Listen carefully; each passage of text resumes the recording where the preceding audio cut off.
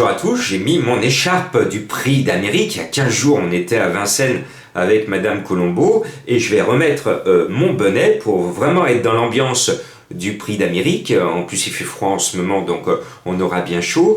Et on va s'enthousiasmer pour la revanche. Et ça sera une vraie revanche du prix d'Amérique parce que je pense qu'on ne reverra pas le même gagnant à l'arrivée. C'est une course extraordinaire sur 2100 mètres avec beaucoup de partants. C'est rare parce que d'habitude les héros sont fatigués, mais la course est tout aussi ouverte que le prix d'Amérique et tout peut venir de n'importe qui, mais normalement les chevaux de la première ligne devraient être avantagés.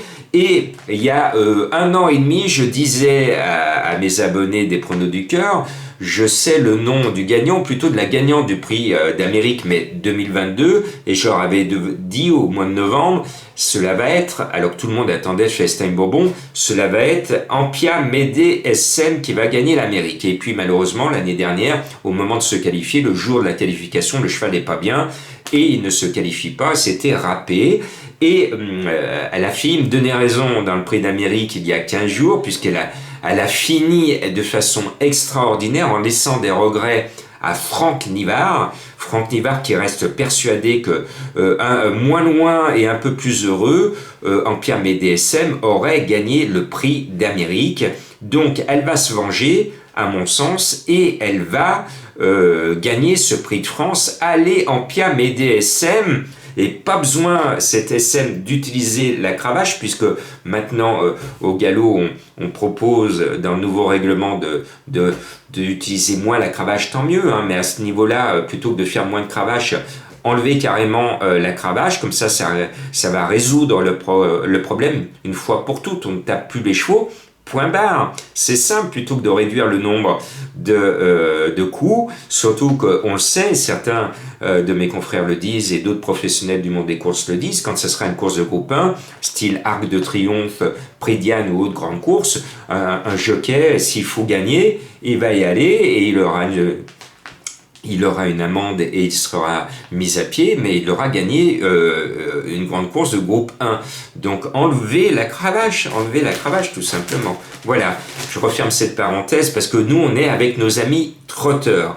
Et moi je tiens le pari avec vous que tout le monde, beaucoup me disent qu'Aucorberry va gagner avec le petit Nicolas. Moi je dis depuis pas mal de jours, le papa sera devant le fiston et je tiens le pari avec vous que Jean-Michel Bazir va être devant le fiston et certains d'entre vous m'avaient prévenu ce samedi, dont un que je connais bien qui m'a dit mais quand Jean-Michel Bazir est à 2 contre 1 dans un quintet, il est distancé et quand il est à une cote supérieure, il est à l'arrivée. Aujourd'hui, il était à 2 contre 1 ce samedi et il a été distancé. C'est comme ça. C'est comme ça, point de suspension. Bon, là, Jean-Michel Bazir va nous sortir, comme dans le prix d'Amérique, un grand numéro. Beats, finalement, a tiré le meilleur des numéros en deuxième ligne, puisqu'il part derrière Don Fanucci Z, qui va partir comme un bolide. Il va lui sucer les roues, et vous allez voir que dans la montée, hop, Jean-Michel Bazir va se décaler, et qui même me suive, il va partir à fond la caisse et il va essayer de faire comme un certain Sikov, d'aller gagner pratiquement de bout en bout. Et ce Beats, qui est un cheval américain, peut marquer l'histoire de France en gagnant cette course. JMB serait bien capable de gagner les 2 grandes joutes de Paris avec 2 chevaux différents. Il en est capable parce que c'est un homme extraordinaire. Comme je suis fan d'Ampia Médée SM et que elle part devant, je suis obligé de la mettre devant. Et puis elle a un avantage sur Beats qui va partir de loin, c'est qu'elle va attendre, bien placée, et elle va faire parler la poudre, elle va finir. Et comme Beats va entrer certainement en tête dans la dernière ligne droite, la finisseuse peut venir sauter l'américain sur le poteau. Voilà, donc 5-10, tel est mon ordre à moi. Et puis je sais que les Suédois, Reden est confiant avec le 1 Don Fanucci Z, qui a fait de cette course son objectif comme beaucoup d'autres. C'est sa course.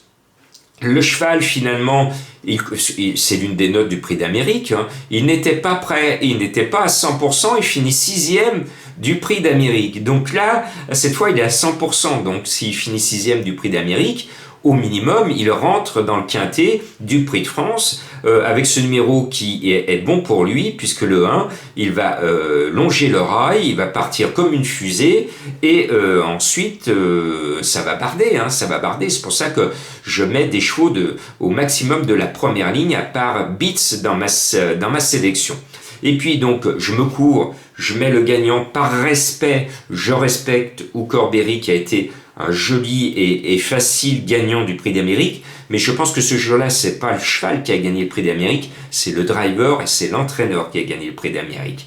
Donc le 3, Oukorberry, avec le petit Nicolas. Est-ce qu'il va être inspiré, notre petit Nicolas? Est-ce qu'il va être bien sage, notre petit Nicolas? On verra bien. Moi, je l'aime bien, mais depuis le prix de Belgique de l'année dernière, je suis un peu frileux avec le petit Nicolas. Bon, donc je le mets un peu bas. Et puis après, on va mettre celui qui est le tenant du titre, Oui Oui Was As, qui porte le numéro 4, mais il m'a énormément déçu dans le prix d'Amérique, je le pensais prêt, et tel n'était pas le cas, il avait les jambes lourdes dans le prix d'Amérique. Alors qu'est-ce que c'est que ces entraîneurs qui visent le prix d'Amérique et qui amènent le cheval pas au top sur l'objectif numéro 1 mondial? Quand on a un cheval de prix d'Amérique, on l'amène à 100% le jour du prix d'Amérique. Tel n'était pas le cas pour Wiwid. Donc finalement, il manquait d'une course.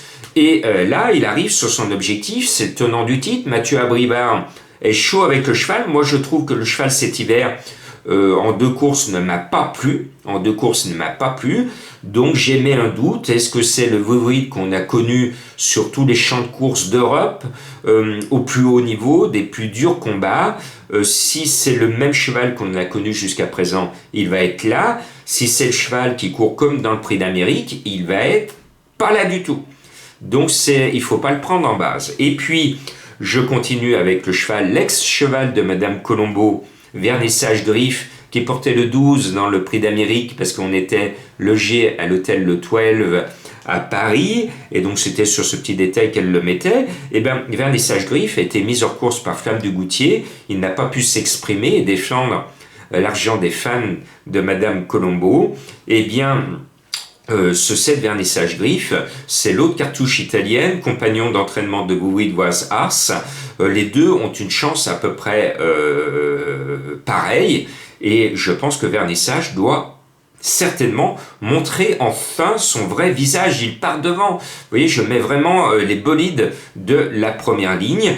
J'ai mis un peu bas le 2 Onek, qui est un cheval merveilleux, qui a encore montré qu'il était de tous les combats, qui a figuré sur le ticket gagnant du quintet du prix d'Amérique.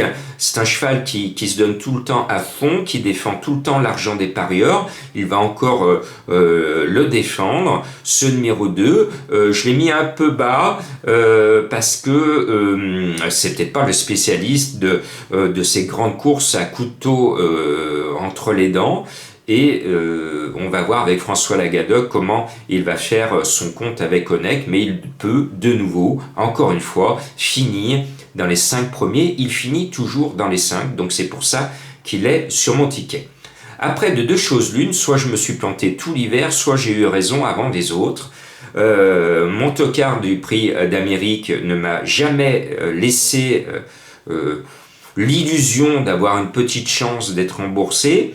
Le 8 Cockstyle m'a énormément déçu dans le prix d'Amérique.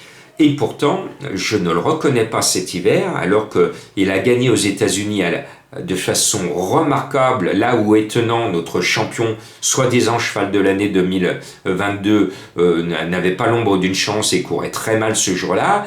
Et Cockstyle, lui, alors qu'il y avait Écuridé qui était emballé et qui était certainement sous substance, puisque là-bas aux États-Unis on peut courir sous certaines substances, c'est autorisé dans certains États des États-Unis. Écuridé, ce jour-là, il était emballé jusqu'au poteau, on n'arrivait pas à l'arrêter après. Bon, et bien Cockstyle bat ce cheval emballé, et avec brio, il a gagné l'Élite Clopette, il a gagné sur tous les grands champs de course d'Europe et du monde, et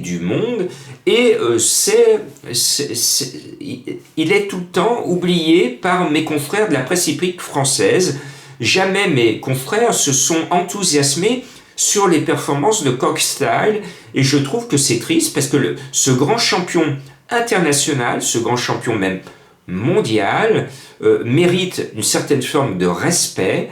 Et moi, de toute façon, c'est son dernier meeting. Il ne reviendra pas l'année prochaine. C'est sa dernière course du meeting de sa carrière. Je pense qu'il va vouloir sortir par la grande porte. Celui de Cockstyle, il va être à 60 ou 70 contre 1. Et j'espère que mon petit Cockstyle va me donner raison et qu'il va faire l'arrivée à une cote énorme et qu'il va peut-être gagner à une cote énorme. Alors, je vais le faire. Faites-le, mais si vous le faites comme moi je vais le faire quand même. Je vais m'amuser à le faire. 2 € gagnants, 2 € placés. Juste pour voir. C'est un coup de poker. C'est le coup de poker de l'année 2023 que je vous propose. Cockstyle. Et puis, s'il n'est pas là, on aura perdu 4 €. Ce n'est pas la Bérésina de perdre 4 €. J'espère enfin que le cheval va démontrer que je l'ai bien repéré pour vous et qu'il va faire l'arrivée. Maintenant, je n'ai pas mis plein d'autres chevaux que l'on connaît bien, que l'on aime. Ils ont tous une bonne chance d'être à l'arrivée, notamment ceux qui sont derrière, que ce soit Orsi Dream, et je salue Jean-Marie, l'éleveur d'Orsi Dream, qui est copropriétaire de mon Camaro de Joux dans mon écurie groupe. Donc vous voyez, j'ai des gens super bien dans mon écurie groupe. Orsi Dream a été mal drivé la dernière fois par Eric Raffin. Belloche était remonté contre le driver. Bon, ils se sont réconciliés. À Eric Raffin de se racheter. Moi, j'aime bien Dorfriend parce que c'était ma trouvaille, vous l'avez vu l'autre fois, et ce n'est pas une non-chance. Et puis, il y a Go On Boy, le cheval de Madame Colombo, que j'aime bien. Il a été malheureux toute sa carrière. Il mériterait de venir glisser ses petits naseaux à l'arrivée. Puis Guderipré, le grand malheureux, qui a été éliminé du Prix d'Amérique parce que Onem et Arras, par le bidouillage des conditions de qualification, lui a pris sa place. Finalement, le cheval est forfait. Guderipré, pas de Prix d'Amérique. Donc, est-ce que Guderipré, avec Benjamin Rochard, va se venger? C'est possible parce qu'il est plus frais que les autres. J'ai pas mis Purple Thor. Alors, c'est tellement ouvert que quelque part il faut regarder la course et pas jouer. Mais c'est ça la passion du cheval. Si vous êtes vraiment passionné par les chevaux comme moi, il y a plein de courses, mais alors plein de courses que je regarde avec beaucoup de plaisir et je n'ai pas joué un centime dessus. Alors, si vous aimez les chevaux, si vous vous passionnez pour le Prix de France, et si vous trouvez que c'est trop ouvert pour vous, eh bien, passionnez-vous, regardez la course et puis gardez vos sous.